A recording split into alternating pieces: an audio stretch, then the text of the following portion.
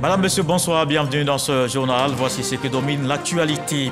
L'ancien secrétaire exécutif du Conseil de l'Entente remercie le président de la République, Alassane Ouattara, pour lui avoir permis de servir cette organisation sous-régionale.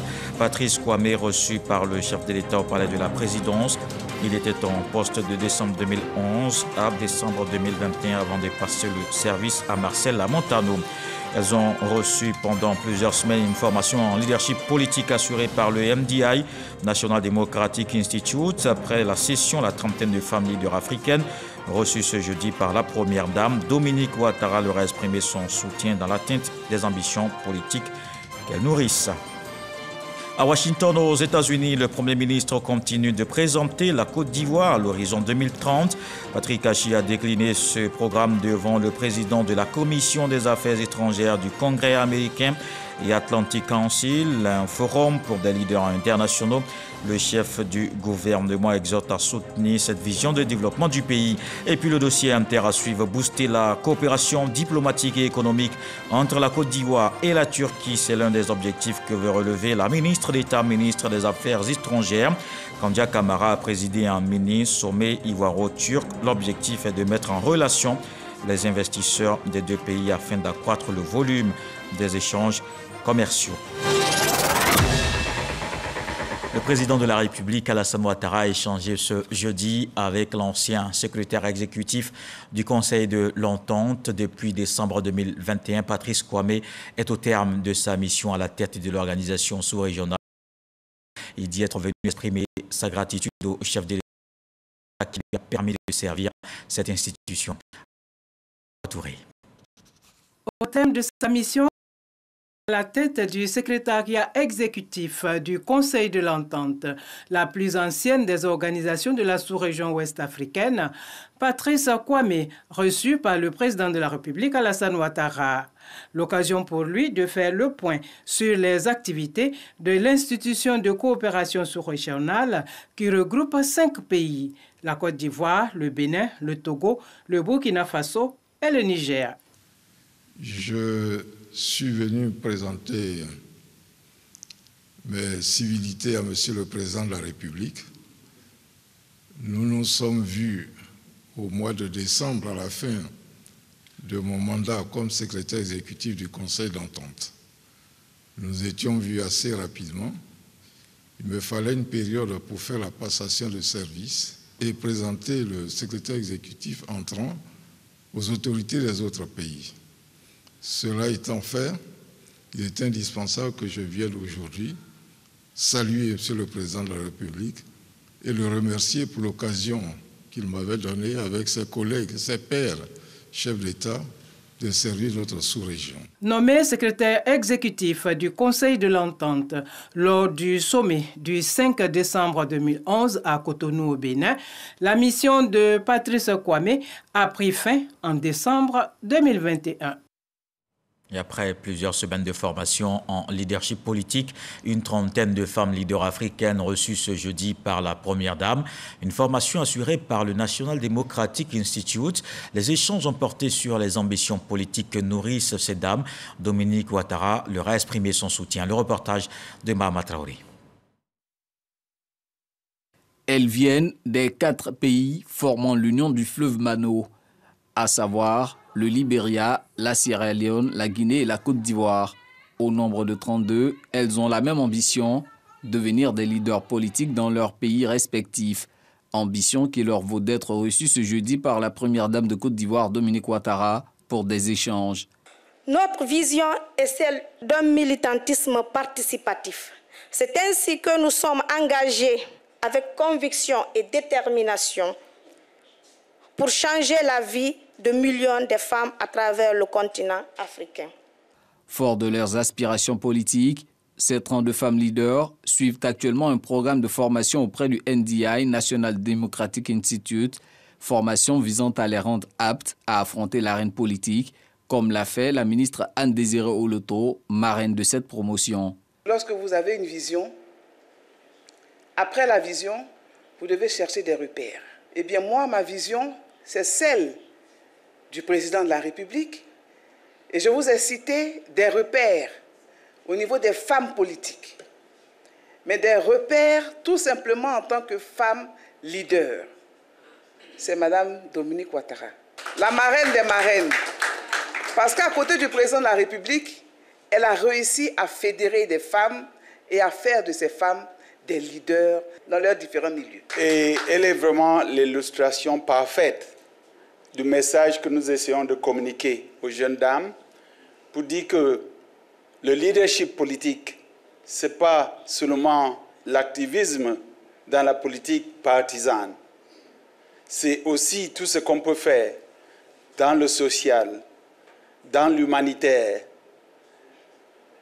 dans les affaires, l'entrepreneuriat, pour améliorer les conditions de vie des populations. Une plus grande représentativité des femmes au sein des assemblées élues partout en Afrique. Un combat que soutient la première dame, Dominique Ouattara.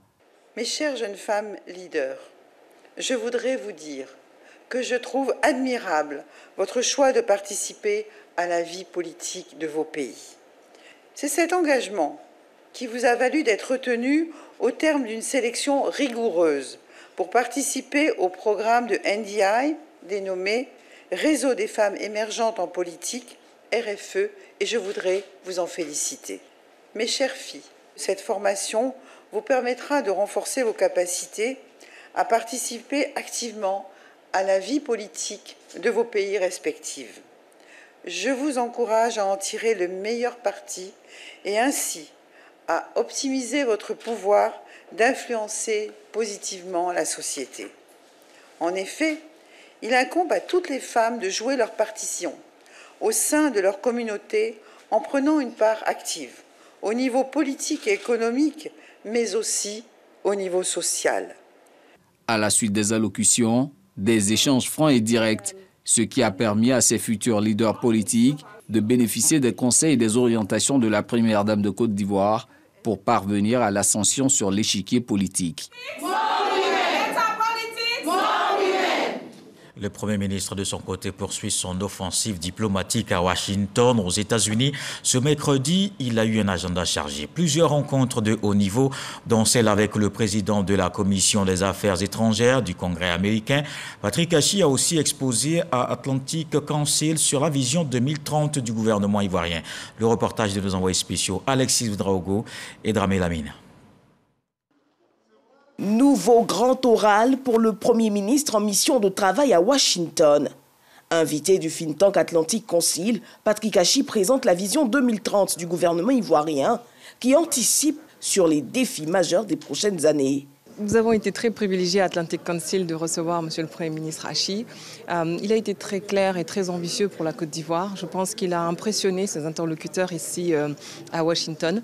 Il a rencontré Secretary Blinken et les grandes organisations internationales de la Banque mondiale à Development Finance Corporation. Je crois qu'il est en train de mobiliser la communauté internationale et les business leaders pour soutenir l'économie ivoirienne à travers ce plan très ambitieux, Vision 2030.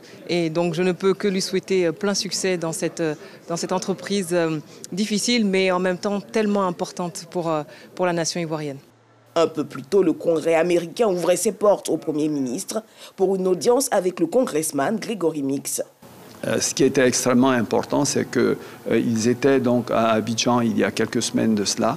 Nous avions commencé une conversation. Ils ont été à même de voir déjà sur place les immenses efforts que nous avions faits en matière de paix, en matière de sécurité, en matière de démocratie, en matière de respect des droits de l'homme et également l'environnement de stabilité dans lequel nous étions qui permettait de faciliter les investissements des entreprises américaines.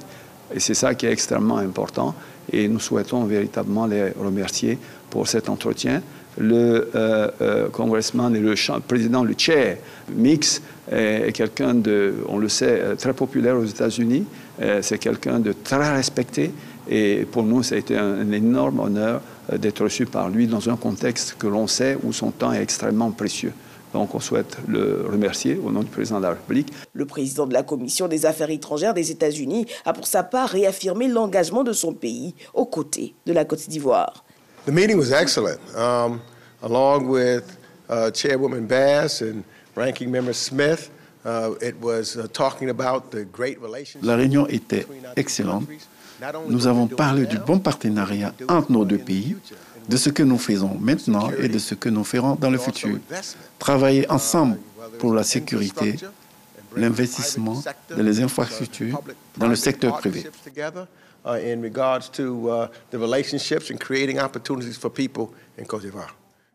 Le chef du gouvernement s'est au cours de cette journée entretenu autour d'un déjeuner avec Ousmane Diagana, vice-président de la Banque mondiale pour l'Afrique de l'Ouest.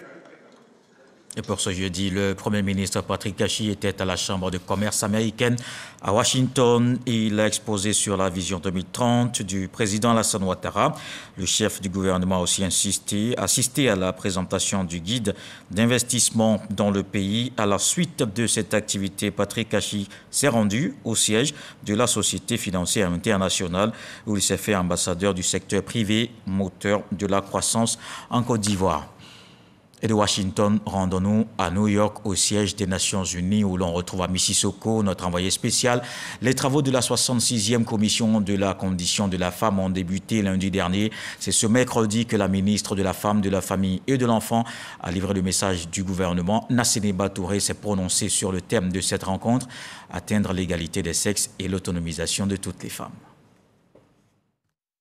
66e session de la condition de la femme à New York. Le message de la Côte d'Ivoire livré par Nasséné Touré au siège des Nations Unies, la ministre de la Femme, de la Famille et de l'Enfant a mis en lumière les acquis et la politique en matière d'égalité des sexes et d'autonomisation des femmes et filles, notamment en termes de représentation de la femme aux postes électifs et de nomination, de protection contre les violences basées sur le genre, de violences domestiques et d'éducation.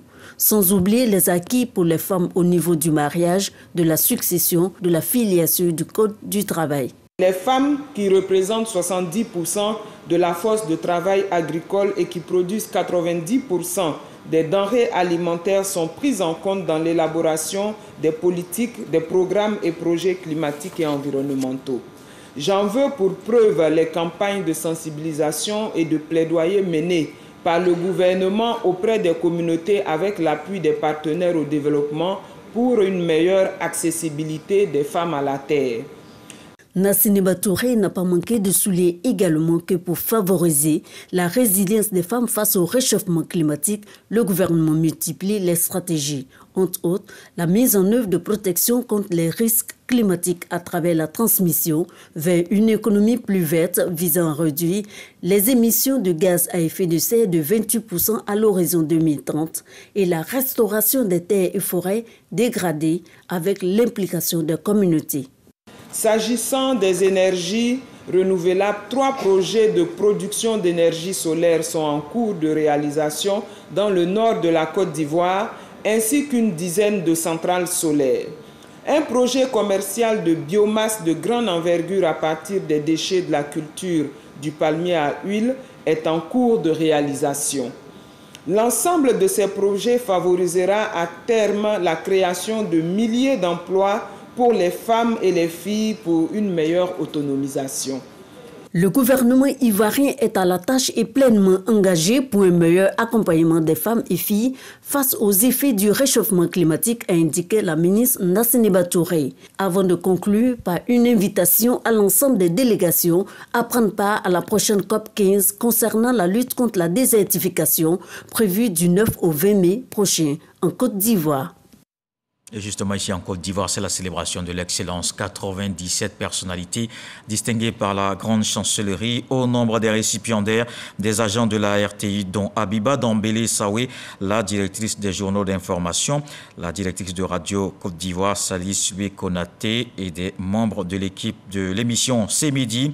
Également des personnes œuvrant dans le social, la culture, les arts, l'éducation, formation et l'administration publique et privée.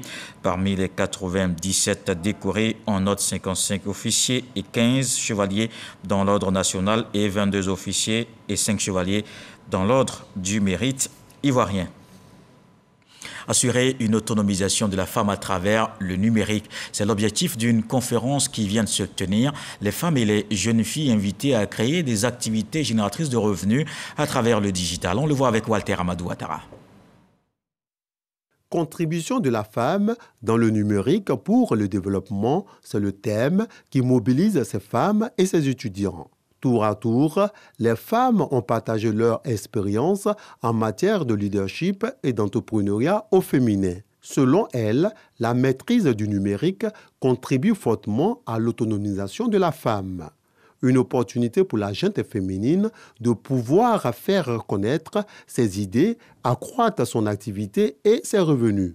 Et lorsqu'une personne vous dit que vous ne pouvez pas faire quelque chose, ne la croyez pas. Croyez en vous et faites tout pour atteindre vos objectifs en faisant un plan précis pour la femme. Prenant part à cette conférence, Touré Souleymane, par ailleurs conseiller du Premier ministre en charge de la jeunesse et du service civique et des questions politiques, a exhorté les femmes à fédérer leurs actions. Selon lui, l'idée serait de leur faciliter l'accès aux fonds octroyés par la Première Dame en vue de leur autonomisation.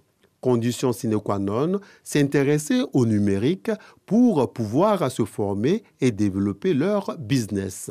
Le président de la République, son Excellence Alassane Ouattara, a fait de la question de la promotion du genre une des priorités majeures de sa gouvernance. La femme doit marquer son passage, elle doit laisser des traces positivement. Les femmes ont plus d'aptitudes que nous, mais il faut une prise de conscience de ces aptitudes et une mise en valeur de leurs qualités pour qu'elles puissent jouer un rôle encore plus fort. Des panels et autres conférences ont permis aux femmes d'être instruites sur leurs droits et devoirs. Les différents chantiers réalisés par le président de la République en matière d'autonomisation de la femme ont été également présentés. La COVID-19 est une tendance à la baisse des cas, mais il faut garder la vigilance dans l'observation des gestes barrières.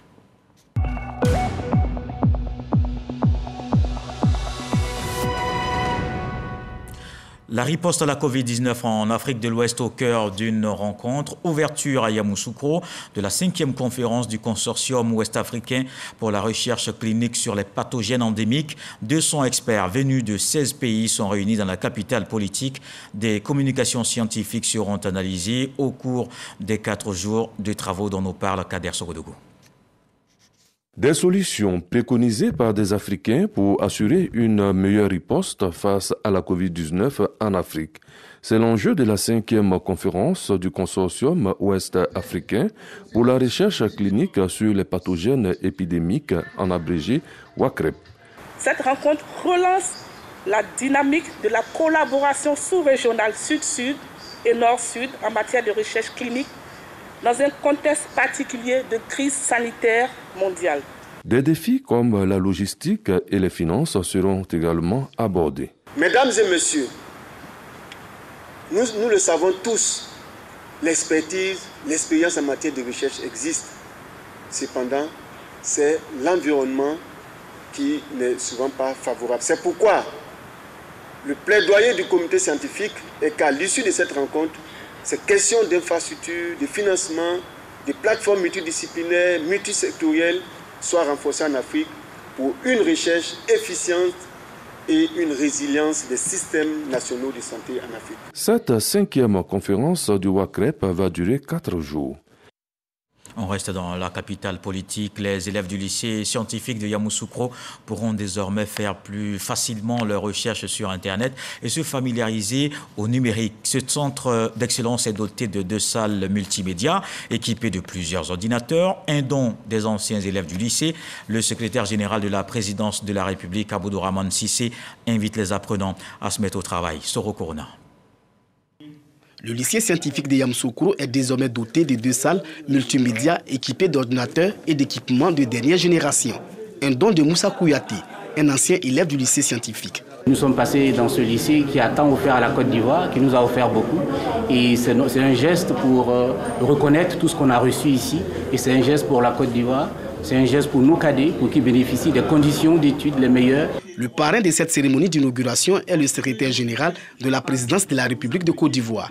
Donc avec cette salle, ils pourront apprendre à coder, donc apprendre à faire des programmes de coding, pouvoir se familiariser aux outils informatiques, pouvoir faire des recherches sur Internet et pouvoir vraiment amorcer le développement numérique de notre pays. Donc c'est une initiative qui est à saluer. Aboudourahmane Cissé a mis à profit cette journée pour partager son expérience scolaire et professionnelle avec les élèves. Échanger avec les étudiants, leur donner des conseils pour la suite de leur parcours scolaire et professionnel. Des conseils simples, en 4 lettres: rêve, audace, travail et persévérance. Les anciens élèves du lycée scientifique de Yamoussoukro comptent davantage renforcer le dispositif informatique. D'autres salles multimédia sont prévues les mois à venir.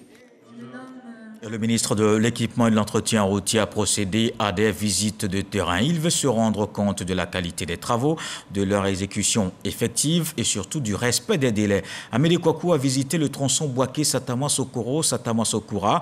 Amédée Kouakou qui était accompagné des ministres Ali Koulibaly et Jean-Claude Kouassi, ministre-gouverneur du district autonome de la vallée du Bandama. Le reportage d'Éric Goré.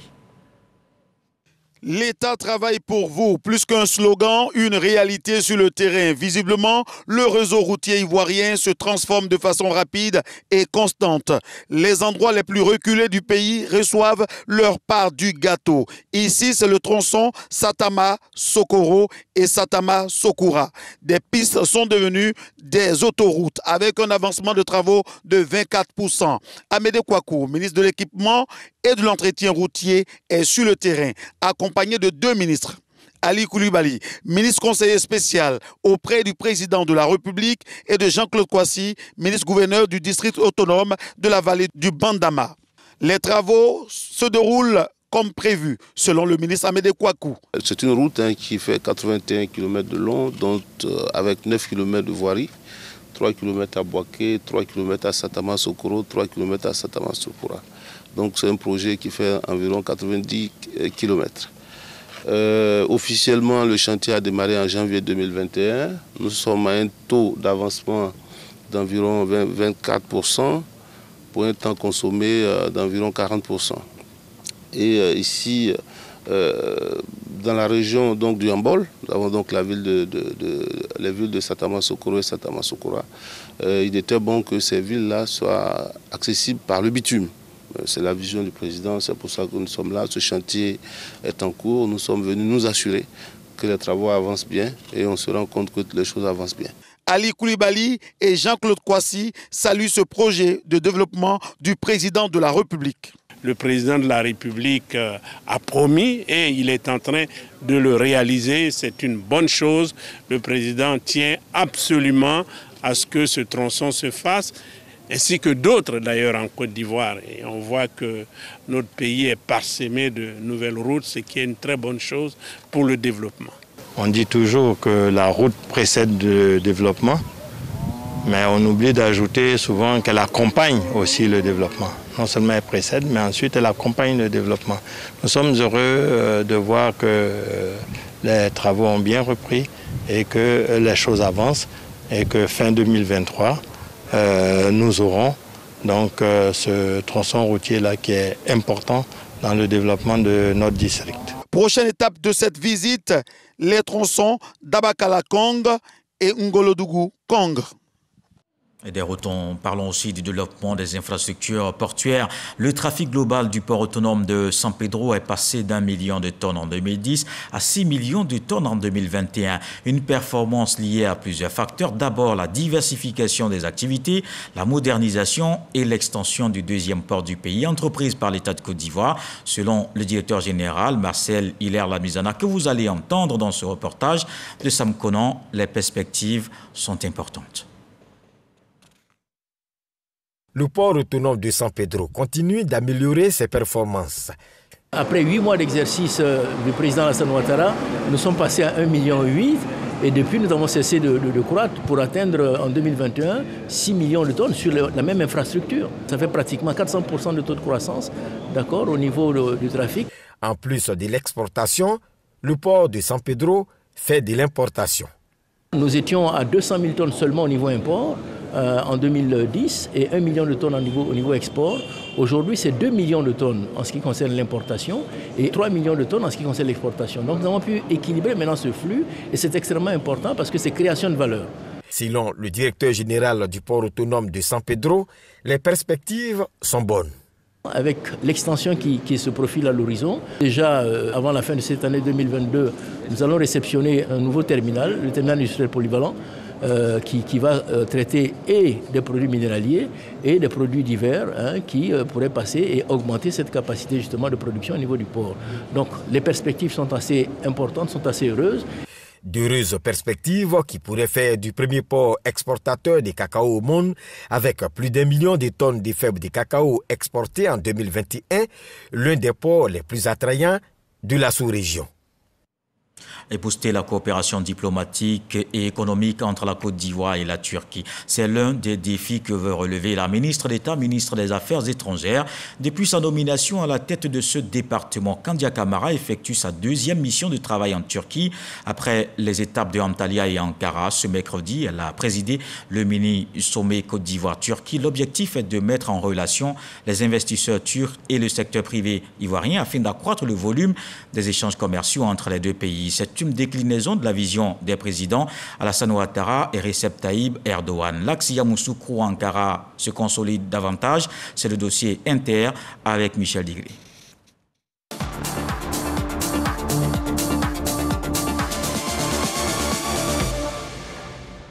Si vous voulez faire affaire en Afrique, vous allez devoir passer par la Côte d'Ivoire. Et surtout, c'est un pays où vos investissements seront sécurisés. Le président de la conférence des investisseurs turcs rassure et indique la voie à suivre à ses compatriotes s'ils veulent faire fructifier leurs affaires. En moins de 6 mois, c'est la seconde fois que la ministre des Affaires étrangères, Kandia Camara, est à Istanbul pour promouvoir les opportunités d'investissement en Côte d'Ivoire.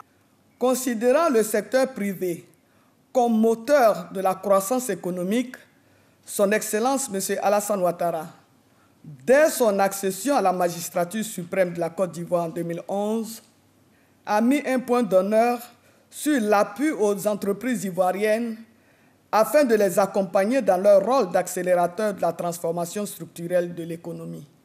Dans la même dynamique, de profondes réformes structurelles ont été menées dans quasiment tous les secteurs en vue d'assainir l'environnement des affaires et de le rendre attractif aussi bien pour les investisseurs nationaux qu'étrangers. Tous les membres de la délégation ivoirienne sont à la manœuvre pour convaincre les investisseurs turcs. Le potentiel du coton en Côte d'Ivoire, nous sommes pour la campagne dernière à 560 000 tonnes. 560. Il y a une séance de B2B qui est organisée et qui permet aux opérateurs économiques des deux côtés justement de se frotter, d'échanger, de voir ce qui peut être fait ensemble et ce qui est réellement offert aux investisseurs. Parce qu'en Côte d'Ivoire, nous sommes un pays ouvert où nous créons des conditions pour tous ceux qui veulent investir. Les opérateurs économiques turcs sont séduits par les différents exposés. Les projets, c'est pouvoir transformer le cacao, transformer le cajou et industrialiser en faisant des usines comme tout ce qui est plastique, pour le recyclage et l'énergie, et faire des investissements dans l'énergie. C'est en 1998 que la Côte d'Ivoire et la Turquie ont noué des relations diplomatiques. Depuis lors, l'axe Yamoussoukro-Ankara se consolide. En mars 2015, le président Alassane Ouattara a effectué une visite officielle en Turquie. En février 2016, le président Erdogan est sur les bords de la lagune ébriée. À cette occasion, le président Alassane Ouattara est lui-même monté au créneau pour présenter les atouts de la Côte d'Ivoire. La Côte d'Ivoire possède d'énormes potentialités et des ressources diversifiées, que ce soit le cacao, dont nous sommes le premier producteur mondial, les noix de cajou, dont nous sommes le premier producteur mondial aujourd'hui, avant l'Inde, le café, le caoutchouc, le palmier à huile, l'ananas. Pour tous ces produits, nous sommes le premier producteur africain. Et bien évidemment, les minéraux et les sites touristiques du pays que j'espère vous aurez l'occasion de visiter à l'occasion d'une prochaine visite. Entre 2013 et 2021, le volume des échanges commerciaux entre les deux pays est passé de 200 millions de dollars à plus de 630 millions de dollars. Les deux présidents ont souhaité franchir la barre du milliard de dollars. Porté à la tête du ministère des Affaires étrangères en 2021, Kandia Camara veut traduire en acte cette volonté des deux chefs d'État en donnant un coup d'accélérateur à la diplomatie économique entre la Turquie et la Côte d'Ivoire. Du sommet Afrique-Turquie au mini-sommet Côte d'Ivoire-Turquie, en passant par le forum diplomatique d'Antalya, Kandia Camara a vendu la destination Ivoire, comme ici avec son homologue turc. La Côte d'Ivoire est un pays leader de la sous-région. Donc celui qui s'installe en Côte d'Ivoire va œuvrer, va opérer en Côte d'Ivoire, mais aura la possibilité de travailler sur un espace de plus de 400 millions d'habitants. Tout ce que nous faisons pour la Côte d'Ivoire, nous le faisons certes pour la Côte d'Ivoire, mais nous le faisons aussi au bénéfice des populations de la sous-région qui viennent très nombreuses chez nous. Kandia Camara a également eu une séance de travail avec le ministre des Affaires religieuses. Surtout ce que nous retenons, c'est la grande annonce qui a été faite par le président de la Turquie d'offrir une grande mosquée de style ottoman et un institut de formation à la Côte d'Ivoire. Pour atteindre ces objectifs, la ministre dit pouvoir compter sur l'ambassadeur Kadijata Touré et tous ses collaborateurs. C'est une nouvelle page de la coopération diplomatique entre la Turquie et la Côte d'Ivoire qui est en train de s'écrire avec cette visite de travail, marquée également par le dépôt de la gemme de fleurs au mausolée d'Atatürk, père fondateur de la République turque. Le dossier Interlax Yamoussoukro-Ankara se consolide davantage dans l'actualité politique ce soir. Les militants RHDP de Songhon ont rendu hommage au président de la République, Alassane Ouattara. Une cérémonie de reconnaissance pour exprimer leur gratitude. Les populations de la localité ayant bénéficié de plusieurs infrastructures de base. Issa Tchonaïo. La population de Songhon, reconnaissante au président de la République Alassane Ouattara pour ses nombreuses actions de développement de la Côte d'Ivoire et pour la nomination de 3 de leurs cadres, notamment le ministre-gouverneur Robert Begré-Mambé, nommé premier vice-président du directoire du RHDP, Rassemblement des oufetistes pour la démocratie et la paix, et Aloboué Osé et Nangui Dampierre, respectivement secrétaire national chargé des cultes chrétiens et membre du conseil politique. Si vous imaginez ce que c'est que le RHDP et que vous voyez que le président nous a confié le poste de numéro 2 après mon frère, ami et aîné Kafana, c'est un grand signe qui interpelle. Je voulais passer le message à mes parents pour leur dire qu'attention, il y a un grand signe qui est apparu et que nous devons nous mobiliser. Songhon a bénéficié de nombreuses actions de développement du président de la République. De quoi réconforter Begré-Mambé qui a appelé la population à le soutenir dans sa politique de construction de la Côte d'Ivoire. Je demande aux Ivoiriens d'ouvrir les yeux pour voir. La Côte d'Ivoire a changé. La Côte d'Ivoire changera.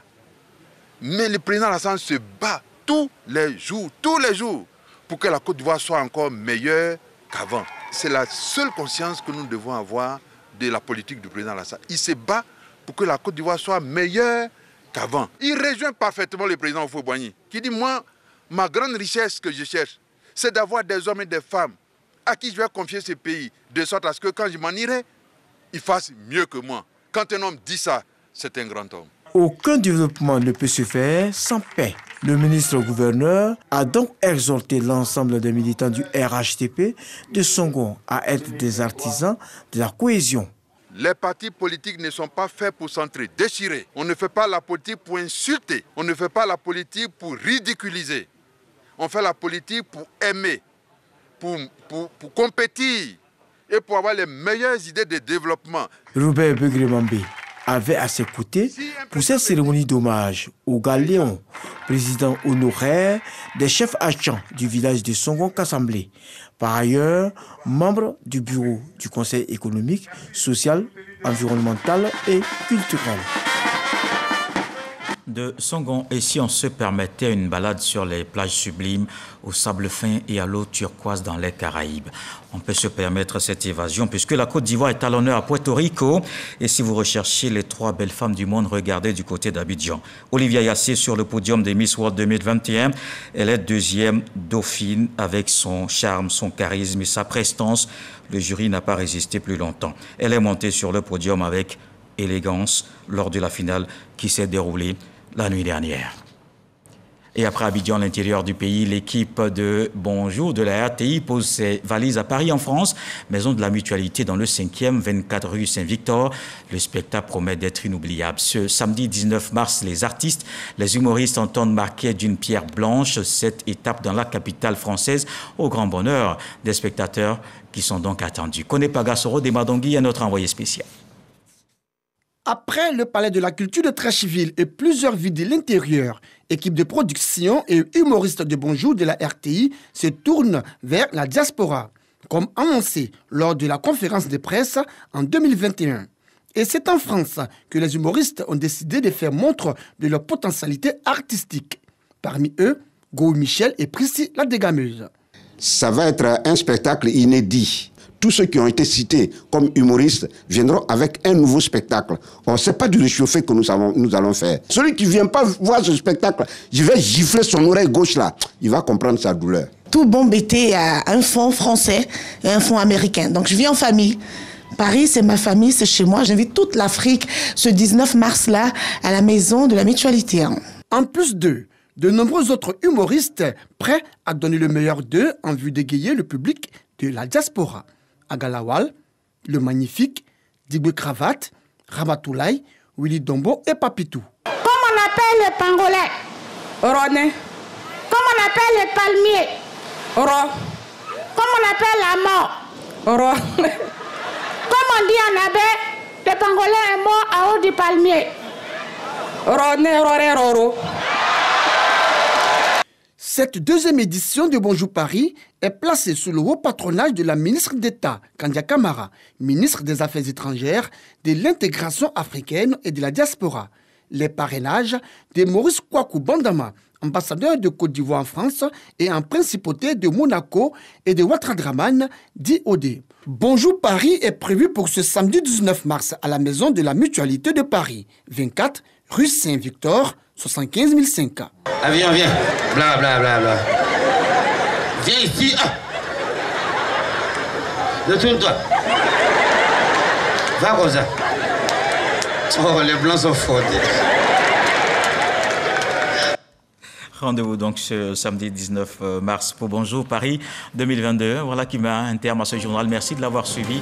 L'actualité se poursuit à 23h avec Abdoulaye Koné. Ce soir, le sage nous apprend que celui qui veut montrer la sueur qui coule sur le front ne se met pas sous la pluie. Dieu voulant, on se retrouve demain.